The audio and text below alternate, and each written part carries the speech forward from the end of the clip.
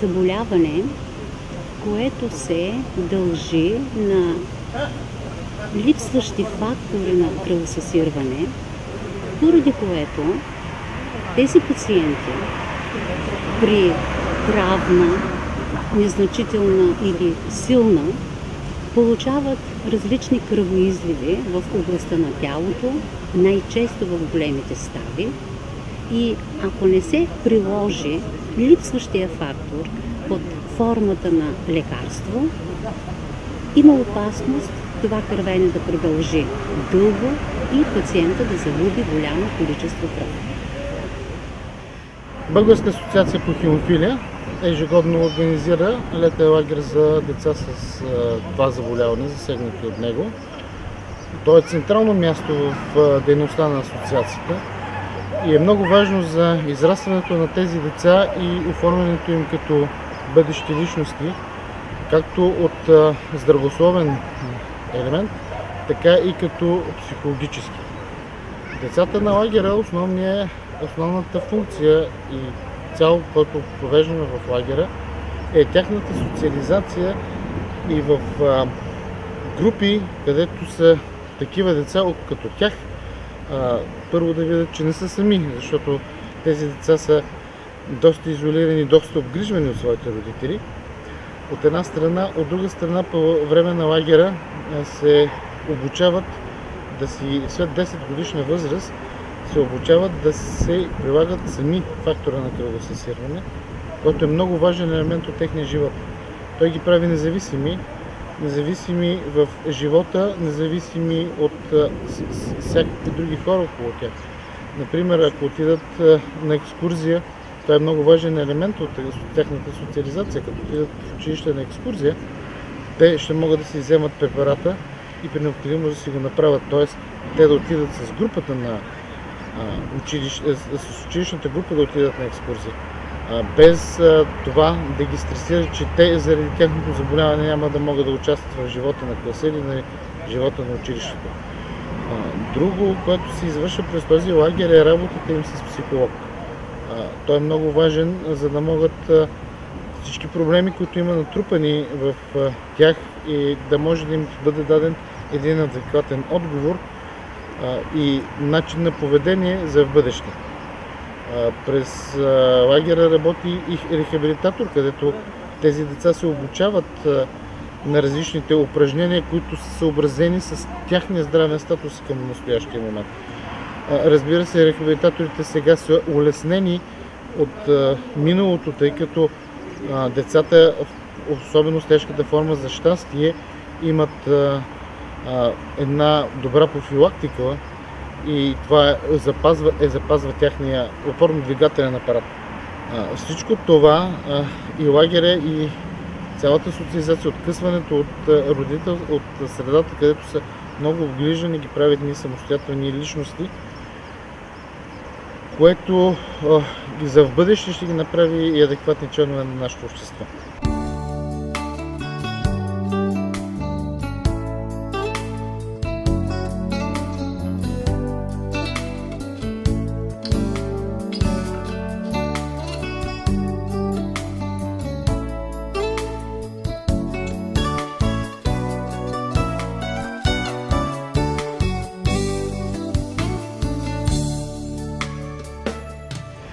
В зависимост от степента на дефицита на този фактор на кръвосъсирване, хемофилията протича в няколко клинични форми по тежест, като най-голямо значение е тази форма, при която съдържанието на липсващия фактор е под 1% от нормата.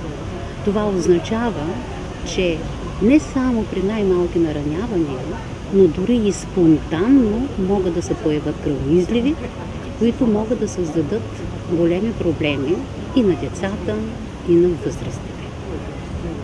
Както споменах, най-често кръвоизливите се получават в големите стави. Те започват още от кармаческа възраст, когато децата прохождат.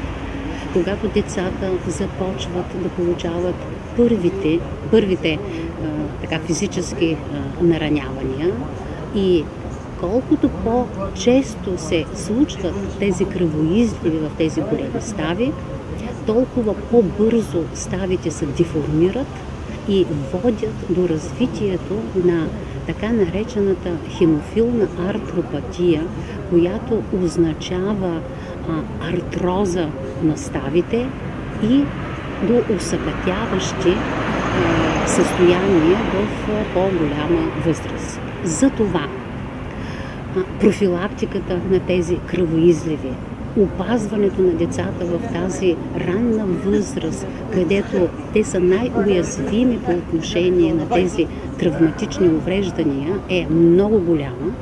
И тази профилактика, тя се осъществява преди всичко с въвеждане през определено време на този липсващ фактор на кръвосъсирване под формата на лекарство. И на практика, когато ние заместваме липсващият медикамент, децата се чувстват напълно здрави и могат да водят напълно пълноценен живот, такъв какъвто водят техните връстници, без да имат това заболяване.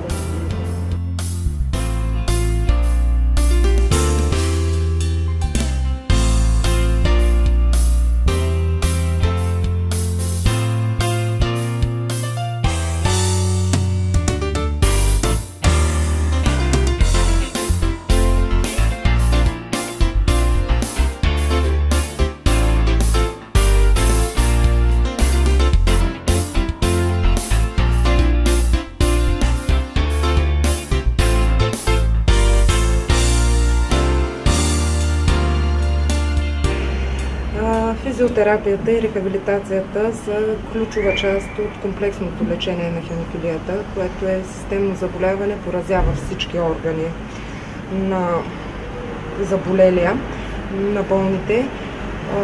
И мястото на физиотерапията е, може би, преди достигането на усложненията и след достигане на такива. Нейната цел е при тези пациенти да се съхрани качеството на живот, като се избегне инвалидизацията им поради рецидивиращите кръвоизливи.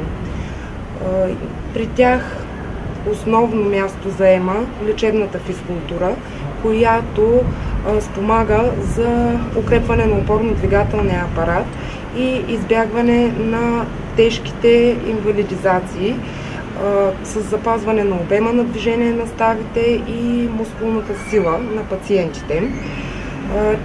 Важно е тя да се прави като част от комплексното лечение през целия живот на пациента, като той трябва да бъде обучен в правилна двигателна активност в ежедневието си и съответно да придобие двигателни навици, които да съхранят качеството му на живот през целия му живот. Освен това е важно при претърпени кръвоизливи с настъпили вече усложнения в рамките на физиологично допустимото да се подобри подвижността на ставите и да се възстанови функционалната годност на пациента като цяло. Друга насока от тази сфера е препоръките, които могат да им се дадат с оглед използването на помощни средства, избягването на неподходящ начин на движение и съответно правилните спортове и двигателни навици, които пациента с хемофилия трябва да има през целия си живот. Различни области от лечебната физкултура се използват, като освен гимнастиката, която може да се упражнява и в дома всеки ден, изключително полезна и показана е гимнастиката в водна среда, която облегчава опорно-двигателния апарат на пациента и подобрява в значителна степен подвижността на ставите. Тя е щадяща за тях и е много препоръчително такива пациенти да се занимават с плуване и да провеждат лечебна физкултура във водна среда. Тя е оптималната практически за тази цел.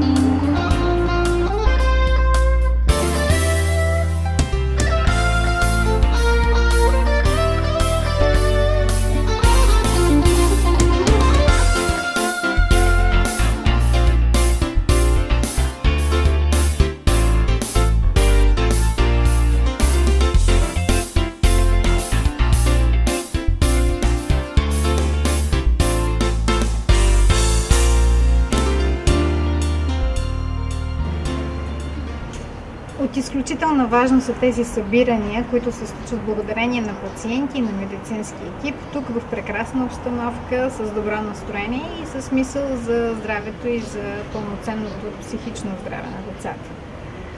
Аз съм изключително щастлива, че в целият този екип и в цялата програма на пациентите има участие и клиничния психолог. Разбира се, ролята на психологът в тези прекрасни дни е не толкова психоконсултативна или психотерапевтична, а по-скоро да създадем необходимата емоция и по-скоро готовността на пациентите въобще да се срещат с психолог, да разговарят с него и да мислят повече за душата и за нейното здраве.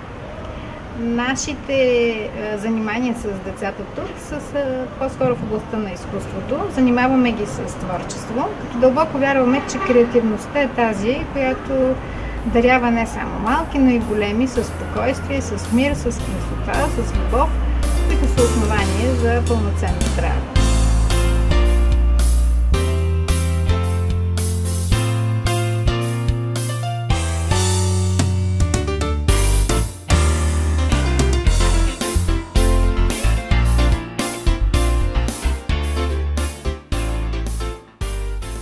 Грижата за деца, и не само за деца, но и за възрастни с хемофилия, най-добре се предоставя не в епизодични срещи и тогава, примерно, когато децата имат нужда от консултация или от лечение от лекар, но и тогава, когато съществуват така наречените центрове за комплексно лечение на деца и на пациенти с хемофилия. Защото в тези центрове не се предлага само въпросното лечение, но в тези центрове нашите пациенти могат да получат качествена грижа както по отношение на техните съвети, така и по отношение на тяхното обучение, за да могат да си провеждат това домашно лечение, лечението в къщи, а така също, за да могат да имат и непосредствен и много лесен контакт, лесна връзка с много други специалисти, които специфично се грижат за тяхното здраве.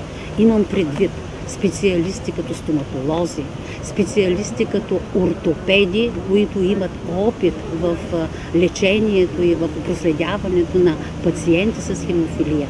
Особено голямо значение са също така и професионалната връзка с специалисти, които са физиотерапевти, кинезитерапевти, защото една от съществените компоненти на комплексната грижа за тези пациенти с ставни увреждания, това е професионалното, системно и периодично провеждане на физиотерапия.